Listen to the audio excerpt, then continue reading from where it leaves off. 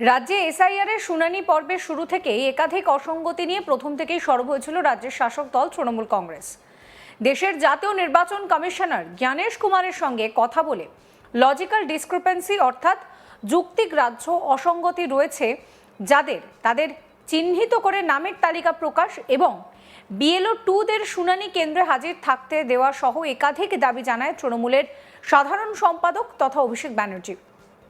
পরবর্তীকালে সুপ্রিম কোর্টের দ্বারস্থ হয় তৃণমূল।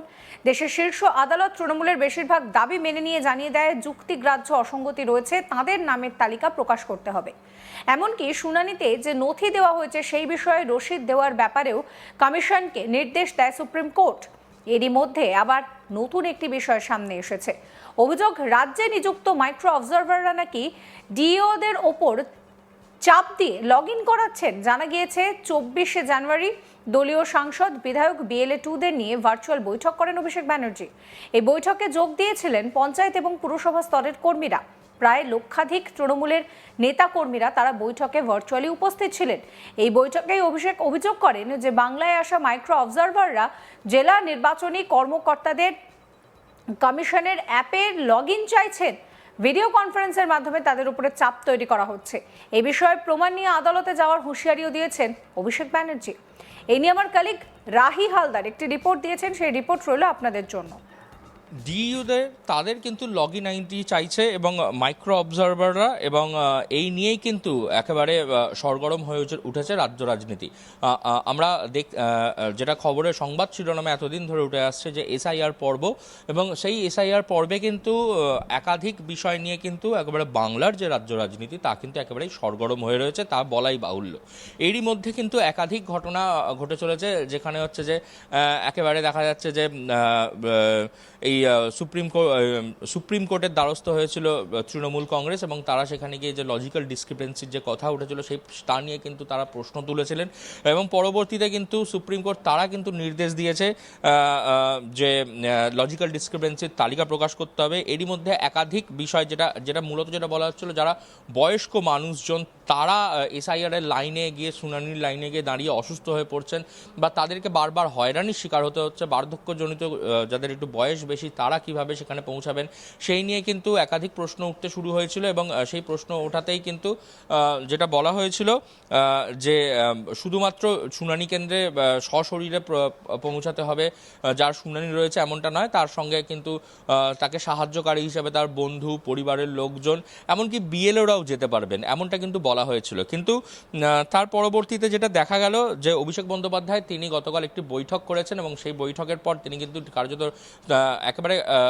একবারে গ্রাউন্ড লেভেলে যে সমস্ত তৃণমূল কর্মীরা কাজ করেন তাদেরকে নিয়ে বৈঠক করেছেন, এবং তাদেরকে এবং বিএলওদেরকে তারা কিন্তু নির্দেশ দিয়েছেন যে একেবারে যে কমিশন যে কাজটা করছে তার বিরুদ্ধে কিন্তু একবারে ক্ষোভ উগড়ে দিয়েছেন, এবং বলেছেন বিএলওদেরকে যে সমস্ত বয়স্ক মানুষজনরা রয়েছে তাদের সঙ্গে যেন শুনানি কেন্দ্রে বিএলওরা গিয়ে পৌঁছায়, বা তৃণমূল কংগ্রেসের কর্মীরা তারা যেন তাদের সঙ্গে থাকে, যাতে তাদের কোনো রকম কোনো সমস্যা না হয়। এরই মধ্যে উল্লেখযোগ্য বিষয় হচ্ছে যে সেটা হচ্ছে যে ডিইও এবং মাইক্রো অবজারভার তারা কিন্তু এবার লগ ইন আইডি চাইছে যে কমিশনের যে সাইট রয়েছে, এবং তাতে গিয়ে তারা যাতে কাজ করতে পারে। এই বিষয়ে কিন্তু তারপরেই যেটা অভিষেক বন্দ্যোপাধ্যায় তিনি যেটা জানাচ্ছেন যে 19শে জানুয়ারি প্রধান বিচারপতির ডিভিশন বেঞ্চের যে শুনানির ডাক দেওয়া হয়েছিল, এবং সেটাতে ভোটাররা শুনানিতে ডাক পাচ্ছে, এবং তার সঙ্গে কিন্তু তাদের পক্ষ থেকে শুনানিতে সওয়াল জবাব করার জন্য সাহায্য নিতে পারে। এই সাহায্যের কথাটাই কিন্তু বারবার উঠে আসছে। সাহায্য মূলত হচ্ছে যে অনেকেই রয়েছেন যে যেমন একটি বিষয় যেটা সামনে উঠে এসেছিল যে যারা শুনানি কেন্দ্রে যাচ্ছে তাদের নিজেদের ডকুমেন্ট জমা দিচ্ছে, কিন্তু পরবর্তীতে তারা আর কিছু ফেরত পাচ্ছে না।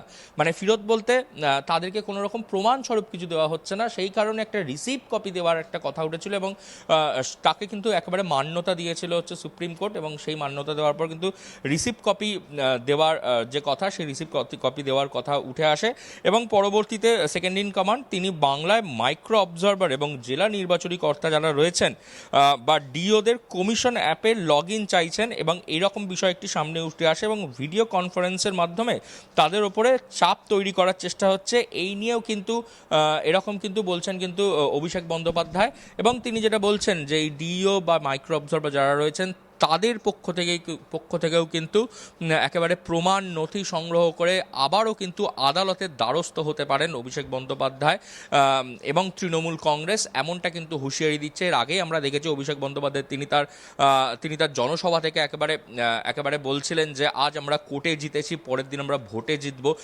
এবং এসআইআর নিয়ে যে লড়াই, সেই লড়াই কিন্তু আদালত অবধি ইতিমধ্যেই গড়িয়ে গিয়েছে এবং ইতিমধ্যেই তৃণমূল কংগ্রেসের পক্ষে বেশ কিছুটা সওয়াল জবাবের পর বেশ কিছুটা তাদের পক্ষে কিছু সিদ্ধান্ত এসেছে এবং সেই সিদ্ধান্ত আসার পরে কিন্তু আবারও কিন্তু নতুন করে আদালতে যাওয়ার যে সেই হুঁশিয়ারি কিন্তু দিচ্ছেন অভিষেক বন্দ্যোপাধ্যায়। তিনি বলছেন যে এবার হচ্ছে যে মাইক্রো অবজারভার এবং ডিইও তাদের উপরে কিন্তু বিভিন্ন রকমভাবে চাপ সৃষ্টি করা হচ্ছে এবং সেই যে তাদের উপরে যে প্রেশার তৈরি করা হচ্ছে, সেই প্রেশারের ক্ষেত্র থেকেই কিন্তু দাঁড়িয়ে অভিষেক বন্দ্যোপাধ্যায় এবং তৃণমূল কংগ্রেস তারা আবারও দ্বারস্থ হতে পারেন একেবারে শীর্ষ আদালতের। সূত্রের খবর, সুপ্রিম কোর্টের নির্দেশের পর কমিশন যে বিবৃতি জারি করেছে তাতে উল্লেখ রয়েছে ভোটারকে শুনানি কেন্দ্রে সশরীরে হাজিরা দিতে হবে।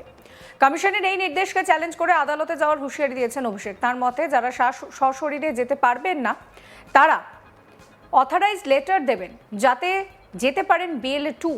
অভিযোগ, এই এসআইআর শুনানি নিয়ে সুপ্রিম কোর্টের নির্দেশের পরেও সেগুলো সঠিকভাবে কমিশন মানছে না। এই অভিযোগগুলো মূলত এদিনের ভার্চুয়াল বৈঠকে তুলে ধরেন অভিষেক ব্যানার্জি এবং শুধু তাই নয়, তিনি কিন্তু এক প্রকার পরবর্তী রূপরেখা কি হবে সেই রূপরেখাও ঠিক করে দিয়েছেন। এই এসআইআর নিয়ে শুরু থেকেই যেটা দেখা যাচ্ছে যে বারবার তৃণমূলের তরফ থেকে বলা হচ্ছে যে এত স্বল্প সময়ে কিন্তু এসআইআর করা সম্ভব নয়। আর এবার যেটা দেখা যাচ্ছে যে অভিষেক ব্যানার্জি তিনি একটি ভার্চুয়াল বৈঠক করলেন এবং তিনি সেখানে পরিষ্কার যে পরবর্তী রূপরেখা, সেই রূপরেখা তিনি বুঝিয়ে দিলেন।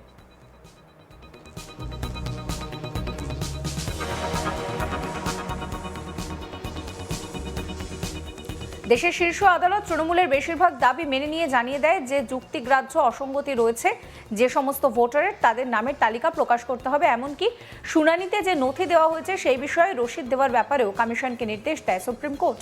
এরই মধ্যে আবার নতুন একটি বিষয়ের সামনে এসেছে, অভিযোগ যে রাজ্যে নিযুক্ত মাইক্রো অবজারভাররা নাকি ডিইওদের ওপর চাপ দিয়ে লগইন চাইছেন। বিস্ফোরক অভিযোগ। জানা গিয়েছে শনিবার 24শে জানুয়ারি দলীয় সাংসদ, বিধায়ক BLA 2দের নিয়ে ভার্চুয়াল বৈঠক করেন অভিষেক ব্যানার্জি। এই বৈঠকে যোগ দিয়েছিলেন পঞ্চায়েত এবং পুরসভা স্তরের কর্মীরাও। প্রায় লক্ষাধিক তৃণমূল নেতাকর্মী এই ভার্চুয়াল বৈঠকে উপস্থিত ছিলেন। এখান থেকে অভিষেক বলেন যে বাংলায় আসা মাইক্রো অবজারভাররা জেলা নির্বাচনী কর্মকর্তাদের কমিশনের অ্যাপের লগইন চাইছেন। ভিডিও কনফারেন্সের মাধ্যমে তাদের উপরে চাপ তৈরি হচ্ছে। এই বিষয়ে প্রমাণ নিয়ে আদালতে যাওয়ার হুঁশিয়ারি অভিষেক ব্যানার্জির। সমস্ত খবরের আপডেটের জন্য আপনাদের নজর থাকুক আজ তাক বাংলায়। চ্যানেলটিকে সাবস্ক্রাইব করতে ভুলবেন না।